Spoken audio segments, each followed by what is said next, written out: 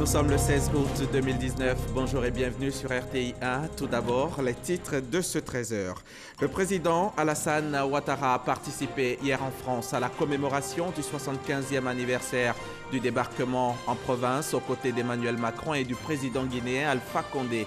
Commémoration suivie d'un déjeuner en présence de l'ancien président Nicolas Sarkozy. Nous y reviendrons dès le début de cette édition.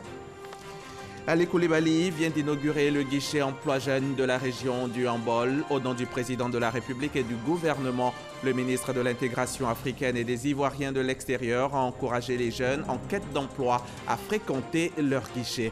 Les jeunes et les élus locaux en sont fiers. Ils saluent les efforts du gouvernement.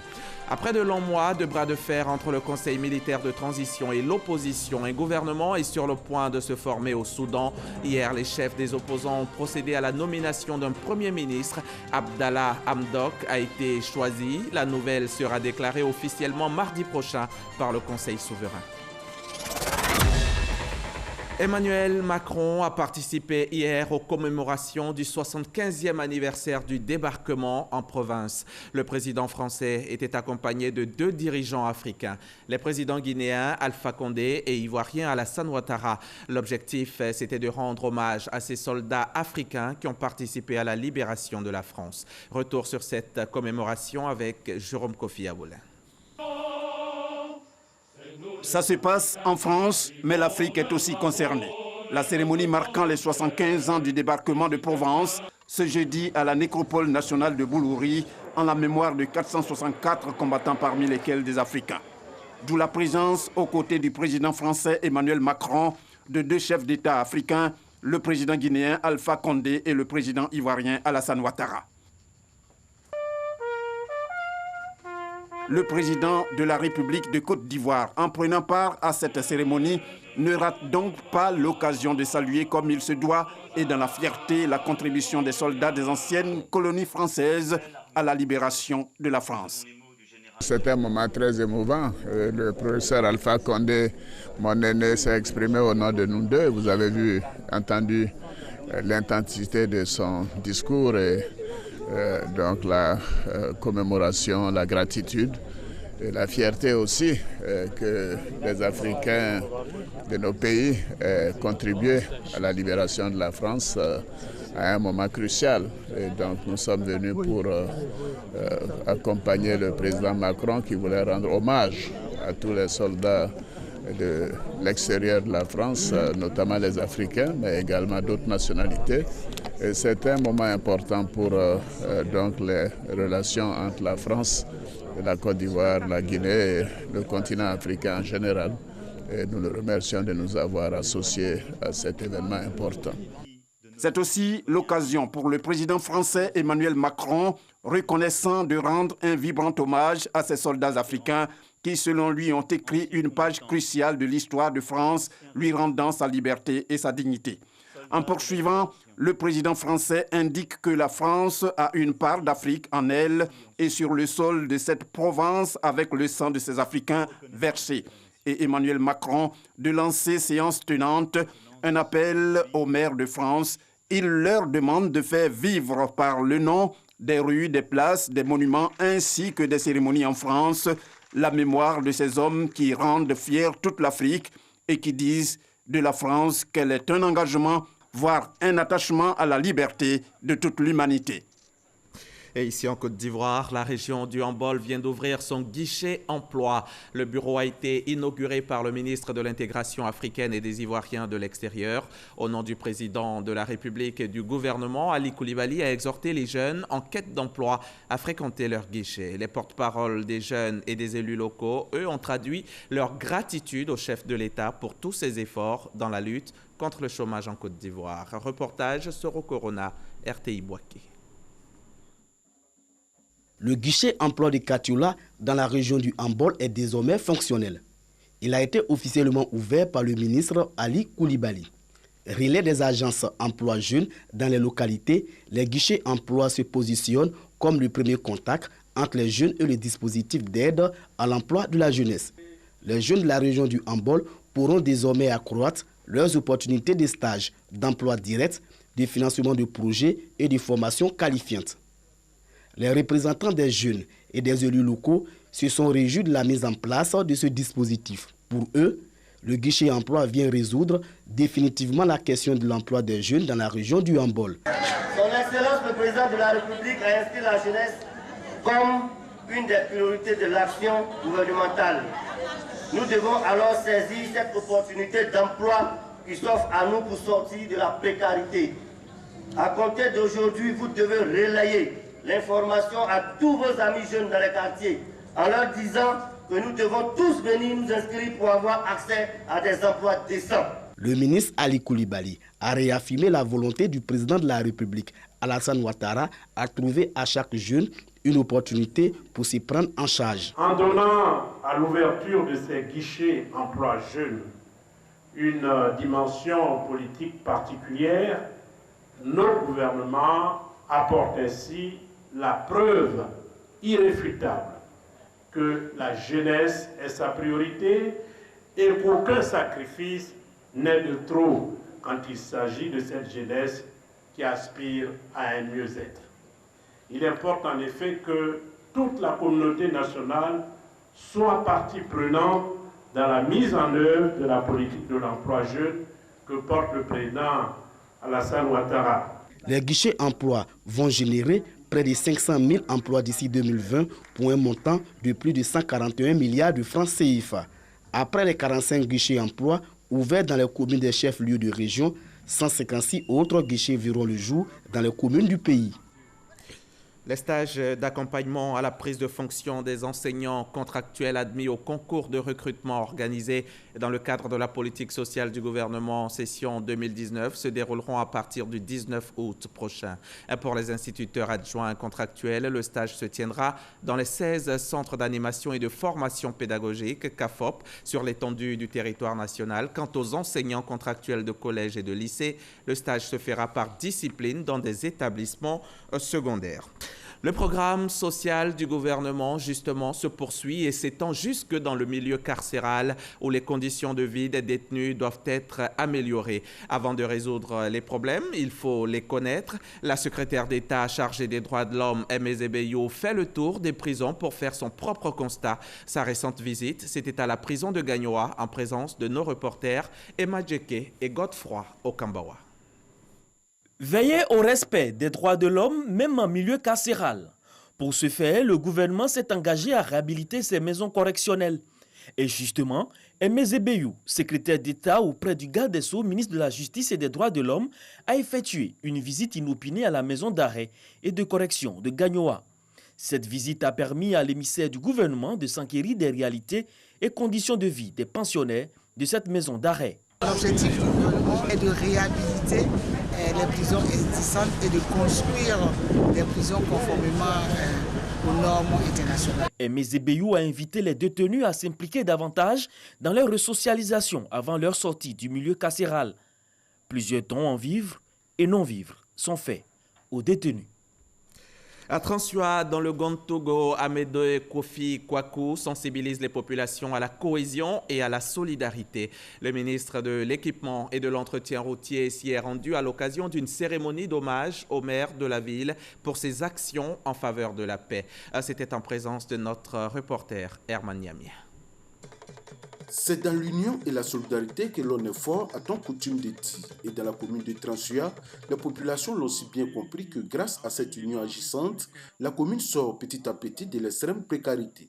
Selon les populations, beaucoup a été fait par le premier magistrat de la commune pour leur apporter le développement. Il a fait beaucoup de choses, mais l'eau qu'il a donnée, là, nous les femmes, ça nous soulage.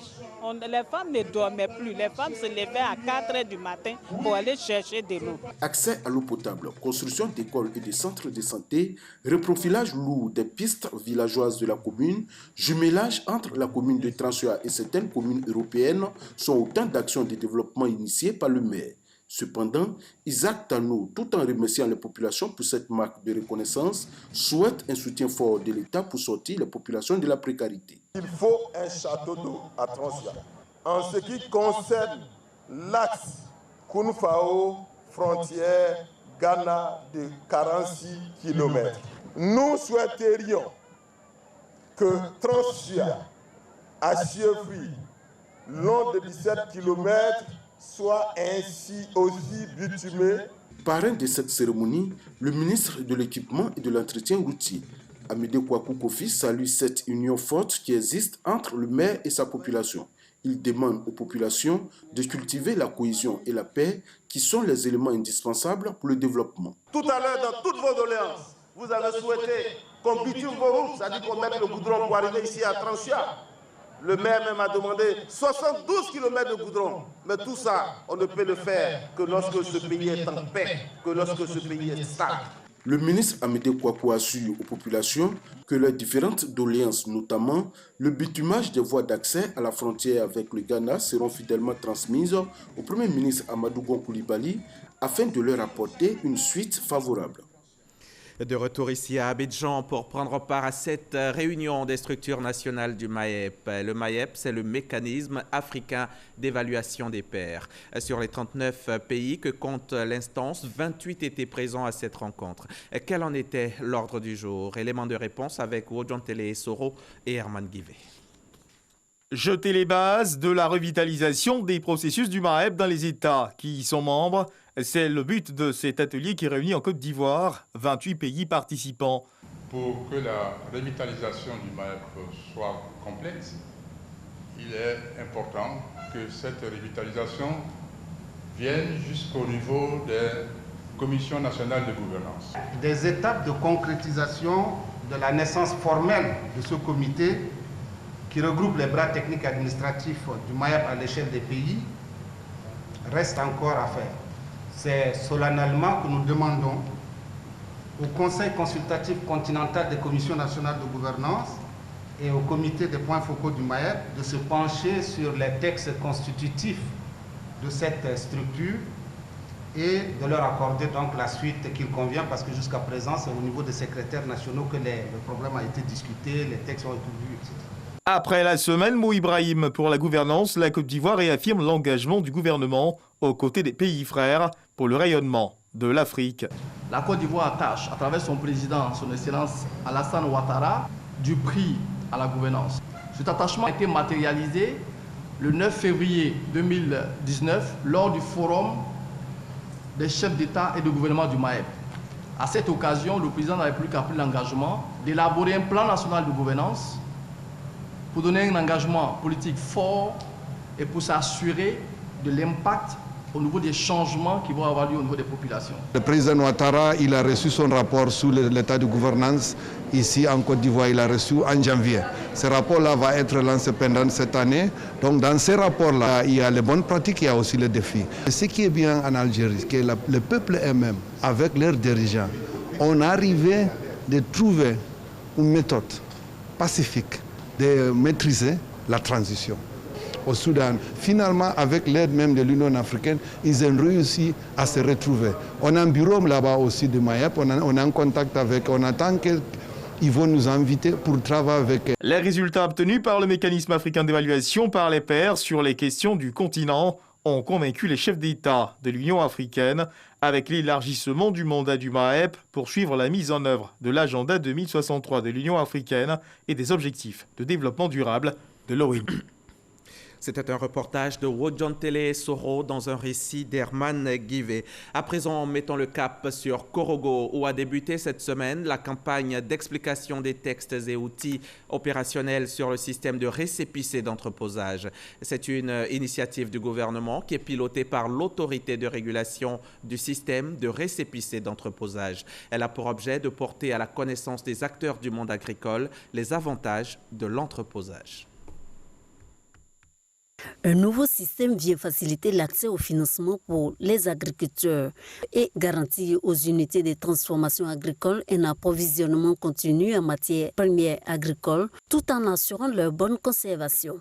C'est le système de récépissé d'entreposage SRE, un mécanisme mis en place par le gouvernement et piloté par l'autorité de régulation du système de récépissé d'entreposage ARE. Sa campagne d'explication des textes et outils opérationnels sur ce nouveau système a démarré à Korogo, une grande zone productrice d'anacarde.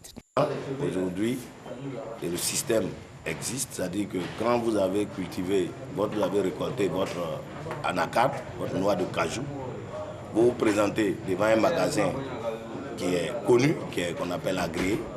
Et ce magasin, vous avez votre produit. Nous, on réceptionne dans le magasin. Et quand on réceptionne, on vous donne un bordereau qui prouve que vous avez déposé le produit. Ce bordereau-là, ça vaut de l'argent. C'est comme si vous avez un titre foncier, vous avez un chèque de banque et vous pouvez, avec ce bordereau, soit vous allez négocier ça dans une banque, soit vous le donnez à un acheteur, soit vous le donnez à un transformateur, celui qui a besoin du produit que vous avez déposé. Le système de récépissé d'entreposage a fait ses preuves de moteur de modernisation du secteur agro-industriel dans le monde entier, selon l'ARE. C'est pourquoi producteurs, commerçants, gestionnaires d'entrepôts, transformateurs et établissements financiers sont donc invités à s'approprier cet outil. Je crois que ce projet est le bienvenu. Ça peut beaucoup nous aider à aller plus vite dans le commerce. Mais quand vous envoyez vos produits, par exemple, à Abidjan, le temps que les camions arrivent à Abidjan, le temps qu'on décharge, qu'on finit de faire tout le contrôle, des fois ça prend un peu de temps. Le producteur, lorsqu'il s'adresse au système ARE, a l'avantage de pouvoir avoir un prix garanti et pouvoir, disons, avoir une sécurité d'entreposage de son produit, c'est-à-dire une meilleure traçabilité ensuite pour les personnes qui veulent le transformer. 19 produits agricoles, notamment le café, le cacao, l'anacarde et le maïs, sont concernés par le SRE. L'autorité de régulation du système de récépissé d'entreposage sillonnera donc une vingtaine de villes pour sensibiliser les populations sur les avantages de ce nouveau produit. C'était le témoignage d'Ami Sissoko, notre correspondante à Korogo. On revient plus près d'Abidjan, dans le sud Comoé, Grand Bassam. La cité balnéaire abrite depuis lundi la première édition du camp STEM. C'est à l'initiative de l'association Lead for Her, des femmes leaders de Côte d'Ivoire. Ce camp donc pour former au leadership une quarantaine de jeunes filles des classes de 3e et de 1e. On en sait plus avec Théodore Zouzou et Godefroy Okambawa. Renforcer pendant ces vacances scolaires les capacités des jeunes filles qui excellent dans le domaine scientifique et développer leur leadership afin qu'elles expriment le génie qui est en elles. C'est la vision de l'association Lead for Her, une association de femmes leaders. Aujourd'hui, nous avons appris à servir les autres, à rendre les autres visibles. Donc pour nous, en installant ce camp, c'est pour un peu transmettre le flambeau à nos filles, à nos enfants, pour qu'elles comprennent non seulement qu'être scientifique, c'est servir les autres. Les jeunes filles sont des pousses et c'est ce que nous allons intégrer en elles qui feront d'elles ces femmes de demain. Or, nous voulons qu'elles influencent la Côte d'Ivoire, l'Afrique et le monde. M'avoir choisie comme marraine, c'est apporter ce que je sais, c'est apporter un peu de moi-même, c'est apporter ce que j'ai apporté pour mes enfants. Pour cette première édition, ce sont 40 jeunes filles issues de plusieurs localités des classes de 3e et de 1er, dont la moyenne varie entre 15 et 20, qui bénéficient de cette formation à travers un camp dénommé STEP, entendez, sciences, technologie, ingénierie et mathématiques. Pour servir d'exemple, cette jeune étudiante ivoirienne en formation dans une université américaine qui devrait intégrer dans quelques années après sa formation la NASA. Je ne me suis jamais vraiment considérée comme un exemple, mais si à travers mon histoire, j'arrive à donner un petit peu de force à certaines personnes pour qu'elles réussissent en fait à atteindre leur objectif, j'en serais plus qu'heureuse. Je suis très émue et très heureuse aussi de voir autant de jeunes filles motivées, autant de jeunes filles intéressées par la science. Durant 5 jours, ces jeunes filles apprendront les matières dans lesquelles elles excellent, mais aussi l'art oratoire. Cela leur permettra de concevoir un projet personnel qui fera l'objet d'évaluations finales assorties de bourses d'études. Le secteur du cinéma en Côte d'Ivoire se professionnalise de plus en plus. Si vous êtes acteur, comédien, producteur, réalisateur, il vous faudra désormais une carte professionnelle de cinéma. Le projet est porté par l'ONACCI, l'Office national du cinéma de Côte d'Ivoire, et il vise une meilleure organisation du milieu.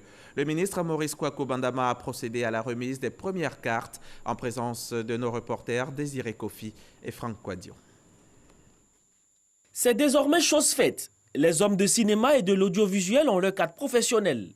Un outil d'identification qui devrait apporter plus de crédibilité et de professionnalisme dans un milieu qui est de plus en plus en proie à des contenus médias distribués par des canaux illégaux. Toute activité maintenant que tu dois faire, il faut montrer que tu es identifié, c'est-à-dire que tu es professionnel dans le corps dans les corps de notre métier.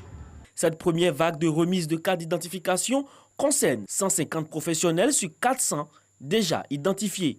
Les bénéficiaires se disent très heureux pour l'initiative. Je crois que c'est assez salutaire parce que cette carte, ça vient nous fédérer, ça nous rapproche, ça nous donne la conduite à tenir, ça nous rend encore plus solides et sérieux. Des cartes d'honneur ont été décernés aux professionnels des médias ayant œuvré un certain nombre d'années pour le cinéma ivoirien. Nous sommes très contents. L'année dernière, je devais faire un dossier quelque part et on m'a demandé ma carte professionnelle. J'étais très étonné parce que je n'avais jamais entendu parler de ça ici. Donc j'ai dû produire une carte Burida à la place de la carte professionnelle. Pour la tutelle, l'identification des acteurs du cinéma en Côte d'Ivoire est un pas qui vient renforcer le rang de 5e qu'occupe la Côte d'Ivoire en matière de cinéma en Afrique. L'État de Côte d'Ivoire, depuis l'avènement du président Alassane Ouattara, fait des efforts pour que chaque année, nous ayons des films. Et nous souhaitons que ces films et ces séries soient connus à l'échelle mondiale. C'est pour cela que nous prendrons comme un des critères la détention de la carte professionnelle. Parce que cela veut dire que c'est un critère de qualité. Le sujet de la formation de la jeune génération a aussi été abordé. L'ouverture très prochaine d'une dizaine de salles de cinéma en Côte d'Ivoire a été également évoquée au cours de cette rencontre. Fini donc le cinéma, place à la religion. Le Hajj est le 5e pilier de l'islam. C'est le pèlerinage que font les musulmans au lieu saint de la ville de la Mecque en Arabie Saoudite entre les 8 et 13 du mois lunaire de Dhu al-Hijja, le 12e mois de l'année musulmane. L'édition 2019 est quasiment terminée. Après l'accomplissement du Hajj, l'autre mission, c'est d'en préserver les acquis. Comment y parvenir? On voit cela avec Abdoulaye Koné, notre envoyé spécial en Arabie Saoudite. Après Arafat et Mousdalifa, les pèlerins ont lapidé les stèles à Mina, 72 heures de lapidation qui marquent la fin du Hajj 2019. Lorsqu'on lapide Satan, on grandit en spiritualité.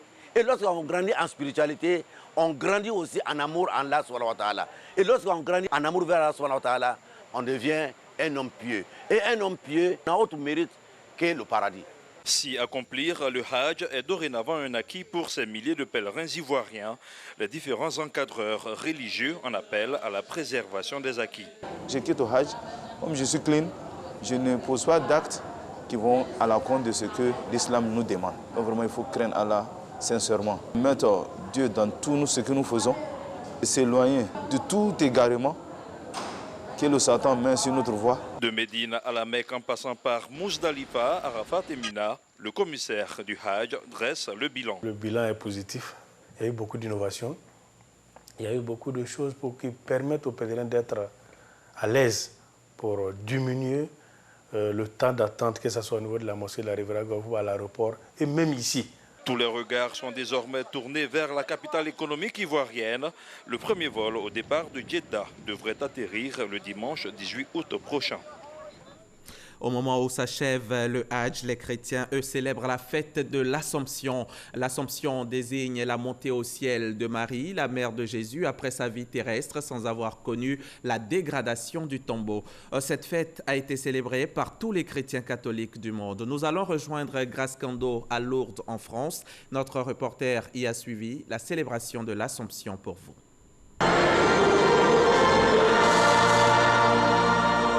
Basilique Pie X de Lourdes en France.